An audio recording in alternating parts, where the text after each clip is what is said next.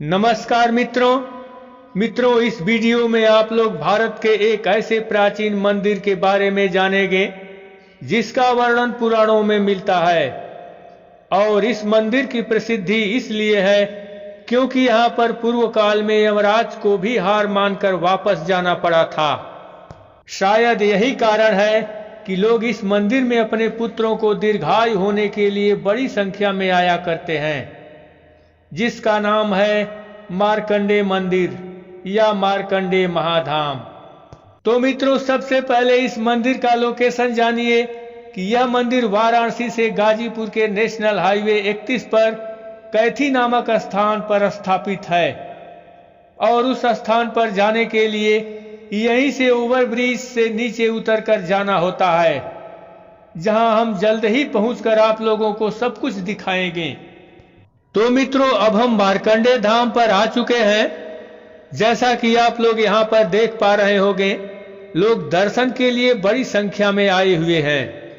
किंतु इसके पहले हम आप लोगों को दो नदियों के पावन संगम स्थल को दिखाना चाहते हैं, जिसकी पावन भूमि को पुराणों में तपोभूमि के नाम से वर्णन किया हुआ मिलता है। और वह संगम स्थल यही है मित्रों, जहां पर दो नदियां अर्थात गंगा और गोमती का मिलन होता है। जैसा कि यहाँ पर आप लोग देख पा रहे होंगे, दाएं तरफ गंगा जी हैं, जो वाराणसी से होते हुए यहाँ पर गोमती नदी को लेकर आगे निकल जाती हैं। और इसी पावन संगम स्थल को तपोभूमि के नाम से भी जाना जाता है, जहाँ पर पूर्व काल के ऋषि मुनि अक्सर तप किया करते थे। और यहीं से कुछ ही दूरी पर मार्कंडे धाम है, जहां पर मार्कंडे जी कठिन तप करके यमराज से भी अपने प्राणों की रक्षा किए थे, जिसके बारे में हम मार्कंडे धाम में पहुंचकर विस्तार से बताएंगे। तो इसके लिए बने रहिए वीडियो में, क्योंकि आगे बहुत कुछ देखना और जानना बाकी है, जिसमें आप लोग मार्कंडे जी का प्रत्यक्ष दर्शन भी करेंगे। तो अब हम यहां से धाम के लिए चल रहे हैं। जैसा कि आप लोग अगल बगल देख पा रहे हैं, और यहां से धाम तक जाने में दर्शनार्थियों के लिए ढकी हुई गैलरी बनाई गई है, ताकि धूप और बारिश में उन्हें दिक्कतें न सहनी पड़े। तो मित्रों, ये है मार्कंडे महादेव जी का मंदिर। जैसा कि इसके मुख्य द्वार पर लिखा गया है, आप लोग पढ़ सकते हैं। और यहाँ पर लोग घंटा बजाकर अंदर प्रवेश करते हैं। अब हम अंदर चलते हैं, और वहां चलकर हमारा यही प्रयास रहेगा कि जो भी इसके संबंध में बताने वाला मिलेगा, उससे पूछते हुए आगे बढ़ेंगे। यहाँ देखिए, ये बैठे हैं और लगता है कुछ कर रहे हैं। तो सबसे पहले इन्हीं से पूछते हैं। प्रणाम प्रणाम। ये क्या कर रहे हैं महाराज जी? राम राम लिख रहे हैं, क्यों? चढ़ावा की शंकर जी की चढ़ाया जाता है मार्कंडे महादेव जी को। अच्छा, तो ये बेल का पत्र है? हाँ, बेल पत्र है। बेल पत्र पे राम राम लिख करके चढ़ाया जाता है। चढ़ाया जाता है। अब हम आगे चलते हैं। जैसा कि आप लोग देख पा रहे हैं, कुछ श्रद्धालुगण दर्शन करके बाहर निकल रहे हैं, तथा कुछ लोग दर्शन करने के लिए आगे बढ़ रहे हैं। तो मित्रों, अब हम मंदिर के गर्भगृह के पास आ चुके हैं। जैसा कि आप लोग अगल बगल देख पा रहे होंगे, लोग हाथ में जल लेकर कतार में खड़े हुए हैं। और इसके अगल बगल की स्थिति भी देख लीजिए। इसके बाद तो आप लोगों को हम वह चीज दिखाएंगे जिसके लिए यह मंदिर प्रसिद्ध है, और हम इसके संबंध में कुछ लोगों से बातचीत भी करेंगे। तो ऐसी स्थिति में हो सकता है कि वीडियो कुछ लंबा हो जाए, फिर भी आप लोग वीडियो में अंत तक बने रहिएगा, क्योंकि आगे बहुत कुछ मिलने वाला है। तो मित्रों, जिस चीज की हमें तलाश थी, वह चीज इस मंदिर के गर्भगृह के मुख्य द्वार पर लिखी हुई मिल गई।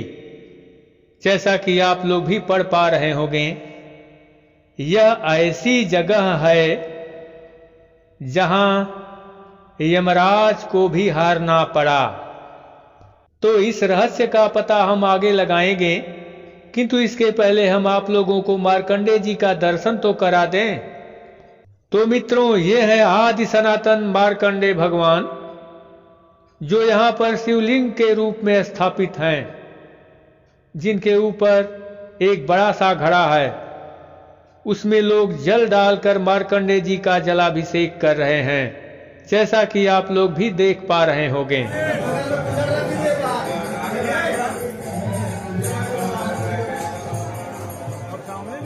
चूंकि यहाँ पर किसी को ज्यादा देर तक नहीं रुकने दिया जाता है, इसलिए अब हम बाहर निकलते हैं। और जैसा कि आप लोग बाहर की सीन भी देख पा रहे होंगे, यहाँ देखिए, ये औरत है, इसमें कुछ खोज रही है।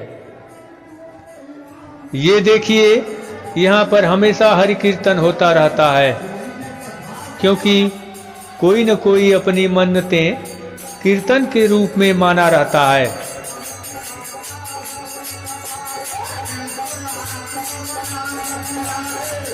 चूंकि वीडियो लंबा होता जा रहा है, इसलिए अब हम यह जानकारी लेंगे कि ऐसी क्या बात थी कि यहाँ पर यमराज को भी हारना पड़ा था, तथा यह भी जानने का प्रयास करेंगे कि मार्कंडे जी कौन थे तथा उनके पिता का क्या नाम था और वे कहाँ के रहने वाले थे।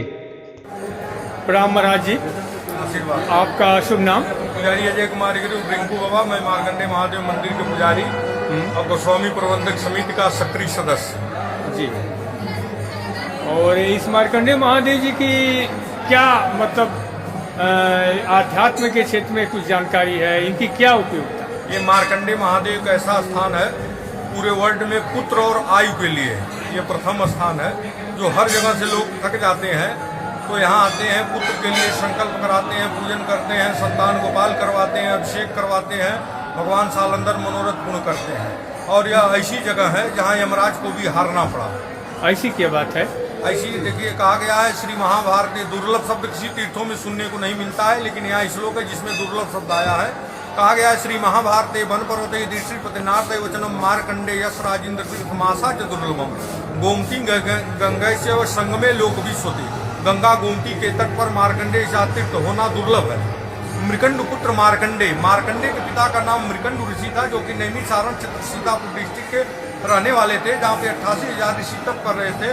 उस 88,000 ऋषियों में एक मृकंड ऋषि थे जिसके पास पुत्र पुत्री कुछ भी नहीं था। उनको लोग कटुभजन बोलते थे, ताड़ना देते थे, बिना पुत्रों गति नास्ते, बिना पुत्र की गति बनने वाली नहीं है। कटुभजन को सुनते सुनते उब गए, चल दिए तप करने के लिए। तपस्या का 3 स्थान पाया जाता है, तपोवन, वृंदवन, आनंद वन। वृंदवन व विंध्याचल देवी, आनंद वन व विश्वनाथ की नगरी काशी, तपोवन रूपकंटक वन यह स्थान है गंगा गोमती के तट पर। वहाँ से आते हैं माँ विंध्यवासिनी की, माँ विंध्यवासिनी की आराधना करते हैं। माँ विंध्यवासिनी प्रसन्न होती है, कहती बेटा क्या चाहिए? कहे माँ मुझे पुत्र चाहिए। कहे ना बेटा, यहाँ पे देवी का चमत्कार और सिद्धियां मिल सकती है, तुम्हें पुत्र प्राप्त करना, जाओ आनंद वन बाबा विश्वनाथ की आराधना करो। यहाँ काल भैरव से परमिशन लेते हैं, आते हैं काशी में, बाबा विश्वनाथ की आराधना करते हैं। तब बाबा विश्वनाथ प्रसन्न होते हैं, कहते बेटा क्या चाहिए? मैं प्रभु मुझे पुत्र चाहिए। कहे ना, यह आनंद वन काशी है, तुम आनंद में विभोर हो जाओगे, तुम्हें पुत्र प्राप्त करना, जाओ तपोवन आदि गंगा गोमती के किनारे जाकर के भगवान शिव की तपस्या करो, तब तुम्हें पुत्र होगा। तब यह गांव वो नहीं था, बहुत बड़ा घनघोर जंगल था, गंगा जी भी नहीं थी। गंगा के पहले की यह गोमती नदी है, जिसको आदि गंगा गोमती के नाम से जाना जाता है। वहां से आते हैं यहाँ पे, आदि गंगा गोमती के किनारे आकर के भगवान शिव की तपस्या करते हैं। तो भगवान शिव स्वप्न में प्रकट होते हैं, कहते हैं बेटा क्या चाहिए? कहें प्रभु मुझे पुत्र चाहिए। कहे ना, तुम्हारे पास तो पुत्र का जो ही नहीं है, पुत्र होगा कैसे? तो मृकंड ऋषि ने भगवान शिव से कहा कि भाभी मेट सके पुत्रारी, ब्रह्मा की लिखी हुई लेखनी को कोई काटने वाला है तो सिर्फ आप, सृष्टि की रचना करने वाले हैं तो आप, आपके सामने कुंडली योग नक्षत्र हस्तरेखा क्या है, आपका मुझे आशीर्वाद चाहिए। भगवान शिव उनके कर्म के आधार पर प्रसन्न होकर के उनको आशीर्वाद देते हैं, जाओ योमस तुम्हें पुत्र होगा। भगवान शिव के आशीर्वाद से एक बालक होता है जिसका नाम भगवान शिव ने ही मार्कंडे रखा। उनकी अल्प आयु थी, 12 साल उनकी आयु थी। जब उनके माता पिताजी को यह ज्ञान हो गया कि नहीं मेरे बेटे की आयु 12 साल है, जब धीरे धीरे 10 वर्ष बीत चुका, शेष 2 वर्ष बाकी था, 2 वर्ष में उनको मृत्यु लोक में जाना है, उन्हें फिर उसी तरह हो जाना है। यही सोच के माता पिता लगे चिंता करने थे। एक दिन मार्कंडे जी देखे कि माता पिता दोनों चिंतित बैठे हैं, जाके पूछते हैं पिताजी आप क्यों चिंता करते हो? कहें बेटा तुम क्या करोगे? लेकर कहें नहीं आज जब तक आप बताएंगे नहीं मैं जल नहीं ग्रहण करूंगा। अंत में पिताजी ने बताया बेटा मैं बहुत पूजा पाठ तब जब तीर्थ व्रत किया तो आपको पाया हूँ, आपकी आयु 12 वर्ष, 10 वर्ष बीत चुका, शेष 2 वर्ष बाकी है। 2 वर्ष में आपको मृत्यु लोक में जाना, मुझे फिर उसी तरह हो जाना। यही सोच करके माता पिता चिंता करते। तो मार्कंडेय जी ने माता पिता से कहा कि पिताजी, जब आपकी कुंडली में हस्तरेखा में पुत्र योग नहीं था, आपने पूजा पाठ तब जब के कारण पुत्र प्राप्त कर लिए, तो क्या वही कार्य हम करके अपना आयु निवारण नहीं कर सकते हैं? कहें बेटा कर सकते हो, लेकिन तुम छोटे बालक को नहीं हो पाएगा। कहने मैं अपनी आयु के लिए करूंगा। तो जैसे जैसे उनके माता पिता आए थे, वैसे वैसे अकेले 10 वर्ष का बालक तपस्या करते हुए आते हैं। यहाँ गंगा गोमती के संगम पर स्नान करते थे। वहाँ से मिट्टी ला करके जिस स्थान में भगवान का शिवलिंग है, उस स्थान में मिट्टी का पार्टी लिंग बना करके पूजा करते थे। जिस दिन उनका 12 वर्ष का अंतिम दिन था, उस दिन यमराज अपने दूतों को भेजता है कि जाओ आज मार्कंडेय नाम बालक का अंतिम दिन है, उनका प्राण ले आओ। यमराज के दूत लोग आते हैं, देखते हैं मार्कंडेय जी पूजा में लीन है। उनके शरीर से इतना तेज निकल रहा है जैसे लग रहा है चारों तरफ अग्नि की ज्वालाएं जल रही। जाकर यमराज से कहते हैं मेरे वश का कार्य नहीं। कहे क्यों? कहे मार्कंडेय जो तेजस्वी बालक आज तक देखा ही नहीं, उसकी रक्षा स्वयं अग्नि कर रही, जो जाएगा जलकर भस्म हो जाएगा। यमराज कहता है तुम ठहरो, मैं जाता हूँ।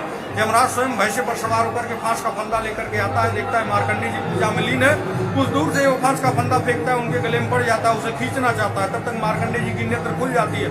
जब उनको नेत्र खुल जाती है तो अगल बगल उनको कुछ पकड़ने का सहारा था नहीं। वो सोचे अब हम किसी चीज का अगर सहारा नहीं लेते हैं तो मुझे खींच ले आएगा। तुरंत भगवान को साक्षी मान करके मिट्टी का जो पार्थिव लिंग बनाया तो उसी को ऐसे बार पकड़ लेते हैं। पकड़ के 3 बार कहते हैं चंद्रशेखर चंद्रशेखर चंद्रशेखर पाई माम, और चंद्रशेखर चंद्रशेखर चंद्रशेखर रक्ष माम, चंद्रशेखर मासरे मम किम करिष्यति वही मां, प्रभु मेरी रक्षा करिए, आप विश्वास दुनिया मुझे बचाने वाला कोई नहीं है। 3 बार वही करके ध्यान करते हैं, मिट्टी का शिवलिंग फट जाता है। भगवान शिव सिंह से प्रकट होते हैं, देखते हैं यमराज के ऊपर त्रिशूल चलाना चाहते हैं। यमराज हाथ जोड़ के नतमस्तक हो जाता है, प्रभु ये क्या सृष्टि का संहार हो जाएगा। यमराज से पूछते हैं तुम कौन हो? यमराज बोलता है प्रभु मैं तो मार्कंडेय का काल बन के आया हूँ।